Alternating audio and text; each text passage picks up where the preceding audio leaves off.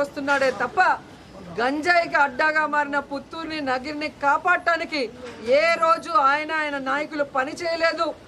ఈరోజు ఎంతో నమ్మకంతో తల్లిదండ్రులు తమ పిల్లల్ని పుత్తూరు నగిరి కాలేజీలకు పంపిస్తే వాళ్ళు అక్కడ హాస్టల్లో ఉండి చదువుకుంటున్న వాళ్ళకి గంజాయి డ్రగ్స్ అందుబాటులో తీసుకొచ్చి ఆ పిల్లల జీవితాలు నాశనం చేస్తుంటే నగిరి రూరల్ ఎంకొత్తూరు హై స్కూల్లో పిల్లలు గంజాయి తాగి హెడ్ మాస్టర్ కాలర్ పట్టుకోవడం, ఆడపిల్లల్ని గిచ్చి ఏడిపించడం, టీచర్లని బూతులు తిట్టారని పెద్ద ధర్నా జరిగిన విషయం కూడా మీరందరూ కూడా గమనించుంటారు. సో ఈ విధంగా తెలుగుదేశం పార్టీ అధికారంలోకి వచ్చాక నేరస్తులకి ధైర్యం వచ్చింది.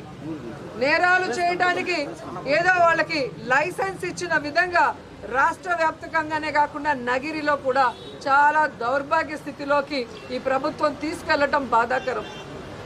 ఒక పక్క 100 రోజుల్లో గంజాయి అరికట్టు, కుప్పంలో గంజాయి సాగు జరుగుతూ కూడా మీరు వీడియోలన్నీ చూస్తుంటారు. మరి ఒక పంట పండాలి అంటే ఈ రోజు ఇత్తనం వేస్తే రేపు రాదు కదా. మరి అంత సాగు జరుగుతూ ఉంటే ముఖ్యమంత్రి సొంత కాన్స్టిట్యున్సీలో చంద్రబాబు నాయుడు గారు నిద్రపోతున్నారని అడుగుతున్నారు. హోమ్ మినిస్టర్ గారి నియోజకవర్గంలో గంజాయి పండించి మన జిల్లాకి, మన రాష్ట్రానికే కాకుండా పక్క రాష్ట్రాలకు కూడా ఎగుమతి చేసే దౌర్భాగ్య పరిస్థితికి వస్తే మరి హోంమంత్రి నిద్రపోతున్నారని నేను అడుగుతున్నాను. సో ఇప్పటికైనా కళ్ళు తెరిచి ఈ కూటమి ప్రభుత్వం ఈ అరాచకాలకి ఫుల్ స్టాప్ పెట్టండి. ఈ గంజాయికి, డ్రగ్స్కి, ఈ మధ్య బెల్ట్ షాపులకి ఫుల్ స్టాప్ పెట్టండి. రాష్ట్రాన్ని అభివృద్ధి వైపుకి నడిపించండి. రాష్ట్ర ప్రజలకి ఇచ్చిన వెల్ఫేర్స్ ఏవైతే మీరు మేనిఫెస్టోలో అవన్నీ కూడా ఫుల్ఫిల్ చేయండి. వైఎస్ఆర్ కాంగ్రెస్ పార్టీ మీద రెడ్ బుక్ రాజ్యాంగం అంటూ తప్పుడు కేసులు పెట్టి వాళ్ళని హింసించడం మానుకోండి. లేదంటే మీరు సెంటీమీటర్ చేస్తే మేము కిలోమీటర్ చేస్తాం. రాబోయేది జగనన్న ప్రభుత్వమే. ఎవరెవరు తోకలూపుతున్నారో, ఎవరెవరు తప్పులు చేస్తున్నారో ఎవరిని కూడా వదిలిపెట్టమని హెచ్చరిస్తున్నాం. ఇప్పుడు అయ్యే గడిదినే మాట్లాడిందంటే మాస్టర్ గారు మనకి ఏమన్నా అవసరమా? ఇప్పుడు గతంలో మన పార్టీ అధికారంలో ఉంటే ఒక ఎమ్మెల్సీ దళిత డ్రైవర్ని చంపి డోర్ డెలివరీ చేసినటువంటి ఘనత మంది. ఒక డాక్టర్ సుధాకర్ ఇటువంటి వాళ్ళు చాలా మంది వెలుగులోకి వచ్చిన వాళ్ళే చెప్పుకుంటే కొన్ని వందలు ఉన్నారు.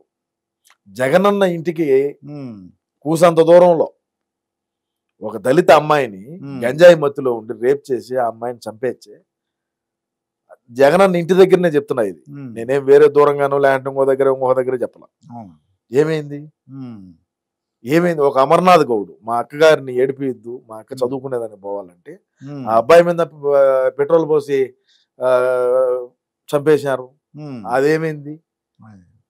ఎంతమంది మహిళల మీద దాడులు జరిగినాయి, ఎంతమంది మహిళలు అదృశ్యమైనారు, ఎంతమంది మహిళల మీద హత్యలు జరిగినాయి. వీటన్నిటినీ ఉన్నప్పుడు నువ్వు ఎందుకు మాట్లాడలా? మహిళా చైర్పర్సన్ ఆమె వాసిరెడ్డి పద్మ బయటకు వచ్చి మాట్లాడింది కదా, మేము ఆ రోజు నిలదీస్తామని చెప్పి. మేము ఆ రోజు ఏలెత్తి చూపించే ఏదో 7 మహిళలకు దాడులు జరుగుతున్నాయి, ఏదో 7 మహిళలకి మాదిరి ఇబ్బందికి నేను దిగిన పరిస్థితి అని చెప్పితే ఏం మా ఆయన పట్టించుకోలేదు అని చెప్పి ఆమె చెప్పింది కదా బయటకు వచ్చి. మరి ఇంకేంది ఈ పంచాయతీ? నువ్వు మాట్లాడిన పాట మరి నువ్వు అంత నికార్సుగా, అంత నీతిగా, జాతిగా, అంత కరెక్ట్ గా నువ్వు నగిరిలో నువ్వు పాలన చేసి ఉంటే, నీ చిత్తూరు జిల్లాకు, నీ తిరుపతి జిల్లాకు న్యాయం చేసి ఉంటే, మరి నువ్వు 2వ రౌండ్ లోనే ఎందుకు కారుకి వెళ్ళిపోతావు? కౌంటింగ్ రోజు 2వ రౌండ్ లోనే ఎందుకు పోతావు సార్? అది నువ్వు కరెక్ట్ గా చేసి ఉంటే, ఏడా అవినీతి చేయకుంటే